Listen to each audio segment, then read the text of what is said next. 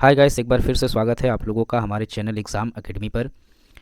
Guys आज हम बात करने वाले हैं। गाइस आज हम बात करेंगे जो 22 नवंबर को एग्ज़ाम हुआ और जो 24 नवंबर को एग्ज़ाम हुआ उसमें यूजीसी की जो गड़बड़ी है उसके ऊपर हम बात करेंगे कि अभी जिन स्टूडेंट का एग्ज़ाम आने वाला है वो लोग अपने पेपर में उस गलतियों से बच सकें। 22 तारीख के एग्ज़ाम में एक क्वेश्चन आया हुआ था जिसमें मैचिंग कराना था। उसमें स्वयं प्रभा जिसमें स्वयं और स्वयं प्रभा NCERT और NEP के ऊपर क्वेश्चन पूछा गया था, जिसमें उसके सामने जो ऑप्शन दिया गया था एक लिस्ट दिया था जिसमें आप लोगों को उसको मिलाना है कि स्वयं प्रभा का जो कार्य है वो क्या है, स्वयं का जो कार्य है उसमें क्या है, NCERT का जो काम है उसका क्या है। तो इससे संबंधित एक क्वेश्चन पूछा गया था। जो 22 तारीख का जो एग्ज़ाम था उसमें ये क्वेश्चन 11 नंबर के प्रश्न भी ये सवाल पूछा गया था और यही सवाल जो था वो 32 नंबर के यानी 32 नंबर के जो क्वेश्चन था उसमें भी यही सवाल पूछा गया था। यानी कि एक ही पेपर में दो रिपीटेड क्वेश्चन पूछ लिया गया। उसमें जो फर्स्ट जो क्वेश्चन था उसमें जो उनकी इंग्लिश थी और उसकी जो ट्रांसलेट हिंदी थी, तो उसमें सेम ही क्वेश्चन पूछा गया था। लेकिन जो 32 नंबर में जो क्वेश्चन था उसमें 32 पे जो क्वेश्चन था वो इंग्लिश यानी यही स्वयं प्रभा, स्वयं, NCERT और NEP से संबंधित क्वेश्चन आए थे। लेकिन जो उनकी हिंदी थी उसका सेम ट्रांसलेशन नहीं था। उसमें इन्वायरमेंट से संबंधित क्वेश्चन पूछा गया था। तो अब वो स्टूडेंट जो था हमारा वो कंफ्यूज था कि इसमें किसमें किसका आंसर दिया जाए। जो हिंदी में क्वेश्चन पूछा गया है उसका दिया जाए या जो इंग्लिश में क्वेश्चन दिया गया है उसमें पूछा जाए। तो उन्होंने मैनेजमेंट से बात की और मैनेजमेंट जो थे हायर एजुकेशन के ऑफिशियल नंबर पे उसी वक्त बात किए और उन्होंने बताया कि जो इंग्लिश में क्वेश्चन है जो वो रिपीटेड हो या ना हो आप उसका ही आंसर दे दीजिए, उसी आंसर को माना जाएगा। तो अगर आगामी जो स्टूडेंट का अभी एग्ज़ाम होने वाला है जो 5 दिसंबर के बीच में जो जिन स्टूडेंट का अभी एग्ज़ाम बचा हुआ है तो वो लोग अपने क्वेश्चन को मिला लें। अगर वो जो लोग इंग्लिश में अपना एग्ज़ाम दे रहे हैं उनको इस समस्या से किसी तरीके की कोई परेशानी नहीं होगी। लेकिन जो स्टूडेंट हिंदी में पेपर दे रहे हैं, हिंदी लैंग्वेज से पेपर दे रहे हैं, उनको इसका एग्ज़ाम में उनके अंकों पर निगेटिव असर पड़ सकता है। क्योंकि अगर आप लोग इसको थोड़ा सा मैच करा लें, अगर एक दो क्वेश्चन भी आप लोगों का ऊपर नीचे हो गया तो दो क्वेश्चन का आप लोगों का घाटा हो सकता है।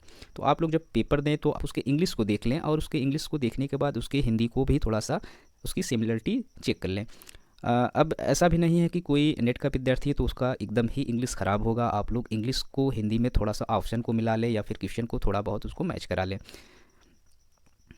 मुझे लगा कि मैं इस पे एक वीडियो बना के आप लोगों को अवेयर कर सकूं ताकि जिन विद्यार्थियों का अभी एग्ज़ाम बचा हुआ है वो लोग इस तरीके की गलती ना करें। क्योंकि यही सेम गलती जो है वो 24 नवंबर के एग्ज़ाम में भी हुआ था। उसमें भी रिपीटेड क्वेश्चन आ गया था। कुछ लोगों का ही इस पर ध्यान गया क्योंकि अक्सर यही होता है कि कुछ बच्चे होते हैं जो सिर्फ हिंदी के क्वेश्चनों पर अपने ध्यान को लगाए रहते हैं और कुछ विद्यार्थी जो होते हैं वो सिर्फ इंग्लिश के ही क्वेश्चन को सॉल्व करने में लगे रहते हैं। जिनका जो लैंग्वेज होता है उस लैंग्वेज में वो अपना एग्ज़ाम देते हैं। इस बार जो है एग्ज़ाम में लैंग्वेज चेंजिंग का ऑप्शन नहीं था। एक ही पेज पे हिंदी और इंग्लिश दोनों ही लैंग्वेज में क्वेश्चन दे दिया गया था। यानी इंग्लिश क्वेश्चन का ट्रांसलेट उसी पेज पे दे दिया गया था। तो ऐसे पिछली बार जो एग्ज़ाम होते थे उसमें आप जब लैंग्वेज का सिलेक्शन कर लेते तो इस तरीके की प्रॉब्लम की कोई दिक्कत नहीं आप लोगों के सामने थी। क्योंकि उसमें जो आपका जो लैंग्वेज सिलेक्शन था आपको उसी पे ही ध्यान देना था। उसमें इंग्लिश का कोई मतलब नहीं था या हिंदी वालों के लिए इंग्लिश से कोई मतलब नहीं था। लेकिन इस बार जो था सेम पेज पे दे दिया है तो दोनों क्वेश्चन जो है आप लोगों को देखना ही पड़ेगा। तो आप लोग एक बार उसको चेक कर लें ताकि आप लोगों का जो नंबर है वो किसी तरीके से आप लोगों के नंबर का कोई नुकसान ना हो। आप लोगों को एग्ज़ाम में जो अंक मिलने वाले हैं एक दो क्वेश्चन उसकी वजह से आप लोगों के डिस्टर्ब ना हो।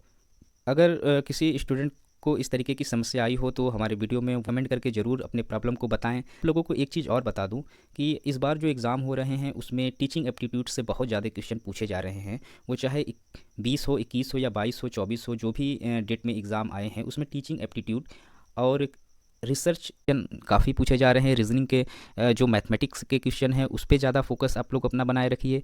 रिलेशन, ब्लड रिलेशन या कैलेंडर या फिर इस तरीके के क्वेश्चन नहीं आ रहे हैं। दिशा निर्देश पे कुछ क्वेश्चन पूछे जा रहे हैं। इन्वायरमेंट से बहुत कम क्वेश्चन आए थे या पूछे जा रहे हैं। इन्वायरमेंट से बहुत कम पूछे जा रहे हैं। हायर एजुकेशन से भी उतने क्वेश्चन नहीं हैं जितने पिछली बार होते थे। इस बार थोड़े कम क्वेश्चन आ रहे हैं। लेकिन टीचिंग से बहुत ज़्यादा क्वेश्चन हैं, रिसर्च से बहुत ज़्यादा क्वेश्चन है। तो आप लोग अपना रिसर्च और टीचिंग का जो कॉन्सेप्ट है उसको एकदम क्लियर करके पेपर देने जाइए। बने रहने के लिए थैंक यू सो मच। उम्मीद करता हूँ हमारे वीडियो से आप लोगों को थोड़ी बहुत अवेयरनेस मिली होगी।